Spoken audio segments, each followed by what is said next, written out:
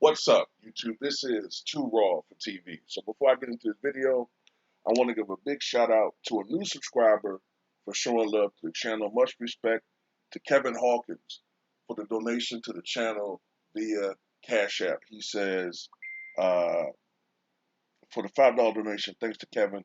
He says, thanks for the great content. Much respect to Kevin, man. I hope you enjoy the content on this channel. I also have another channel, Too Raw for Sports, that I upload on as well. And of course, I have the Patreon. And I just want to thank all of you guys for, showing love. And I hope that you, like I said before, man, I hope you guys just enjoy the content, man. Not always going to agree with me. You're not going to always agree with where I have people placed, and that's all cool. It's just basketball talk, but you know what I'm saying? I just enjoy the interaction, I'm saying. So much respect to all of you guys. All right, so I'm going to continue. And to anybody else that wants to show love to this channel, you can do so on the links in the description box below via the PayPal or the Cash App or in the pinned comment in the comment section of my video. Now, this is going to be an unconventional pick because it doesn't spring in people's minds.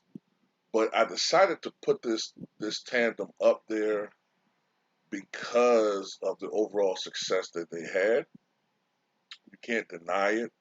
But the reason why I have it lower is because the talent disparity between the two is to an extent where you can't really credit the success of their teams primarily just these two.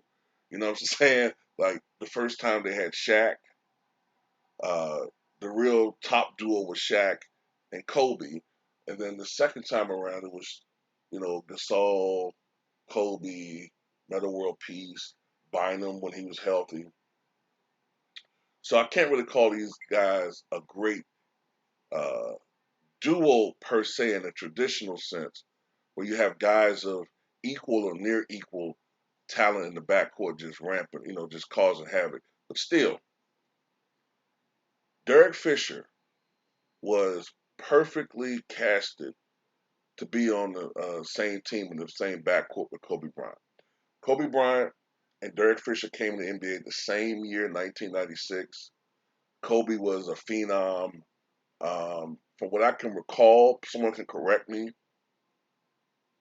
because at the time I was in high school, so I didn't know everything. I still don't know everything, but I don't, I didn't know everything back then.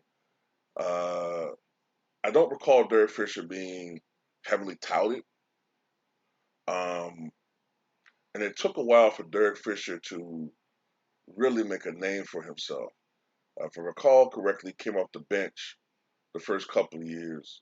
Kobe became this young phenom, and once Kobe reached that point where he became a starter, he became a star on the verge of superstardom, I'd say around 1999-ish, Derek Fisher was making his way. I think, if I remember correctly, what gave Fisher his break was when Ron Harper got hurt.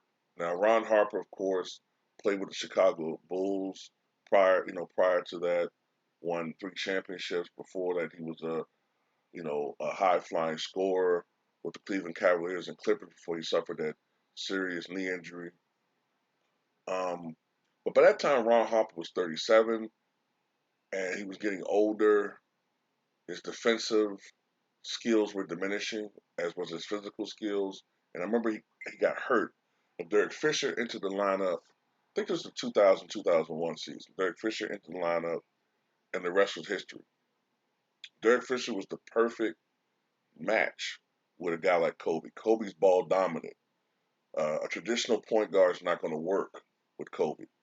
What you need is a guy who can spell Kobe the task of always having a guard the other team's most ferocious perimeter offensive player, so Kobe can do his thing offensively. Not that Kobe can't shut you down defensively, I'm not saying that, but a guy like Derek Fisher is valuable for his tenacious, you know what I'm saying, bulldog type tactic type defense on the perimeter, but also a guy like Derek Fisher who can knock down that three. Um, any guy like that, a 3-and-D guy like Derek Fisher, a clutch guy like that is perfect. And so when you take both of them, uh, both above average, borderline elite defenders. Kobe was an elite defender. Derek Fisher at times was an elite defender, at least above average. And you take the fact that Derek Fisher was always a threat on the weak side of the ball, always a threat to catch fire. And throughout their tenure together, they won 5 NBA championships. Now, a lot of people always say that Michael Jordan never won without Scottie Pippen, but there's another thing that's true too. Kobe Bryant never won without Derek Fisher on his team. Look at it. Look at the stats. Look at the history. Kobe Bryant never won a championship or went to an NBA Finals without Derek Fisher on his roster. Now, together, they went to 7 NBA Finals and won 5 championships. Now, Derek Fisher, uh, with his tenure with the Lakers, of course, he played with other teams. He briefly left the team. I think he went to play with Utah. I think Golden State. I think, if I'm not mistaken. But he came back in 2007, 2008 season, and they immediately went to the finals that year. Right? Now, I'm not saying it was just Derek Fisher, but he was uh, very valuable. Derek Fisher in his career, he played 915 games with the Lakers. He averaged 2 points, 8 points, 2 rebounds, and 3 assists. But most importantly, he shot 37.5% from three. All right, that's what sealed the deal as to making him valuable. If everybody remembers that 2001 playoffs, Derek Fisher was absolutely monstrous. He's a big reason why they went 15-1 in that playoffs, going dominating everybody, only losing an overtime game to the Sixers in the finals. Derek Fisher was a monster. I think he shot something like 46% from three in that whole playoff run. At one point, I think in one series, can't remember which one it was anymore, but one of those series he shot over 60% from three. I mean, he was just on fire. He was in a zone throughout the entire playoffs. But not just the threat of the three ball. You know what I'm saying? Like if you double Kobe, that was the threat. A guy like Fisher, a guy like another guy that was a threat, a guy like Rick Fox. There was others, but Derek Fisher provided a lot in the backcourt. Um, Kobe Bryant, of course, in his career, averaged 25 points, 5.2 rebounds, and for a guy that has this reputation for being a selfish player, he averaged 4.7 assists. So, I mean, you know, he wasn't as selfish as people make him out to be. Um, the reason why, like I said, they're lower, I have this tandem lower, is because of the fact that Shaq was on this team the first time, and later on you had Pau Gasol, who most likely gonna be a Hall of Famer, Metta World Peace, who's borderline, Bynum, who could have been a Hall of Famer at least, but he's not going to be in the Hall of Fame. But it was other factors, bigger factors involved. So I don't want to overstate Fisher, but he's important, and that was a great backcourt. You know what I'm saying? In the grand scheme of things, and you can't argue against 5 championships in 7 seasons, 7 different, 5 championships and 7 NBA Finals. So salute to this backcourt.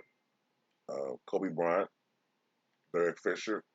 They were together for many, many years, from 1996 to 2004, I believe, and then again from 2007 to something like 2012.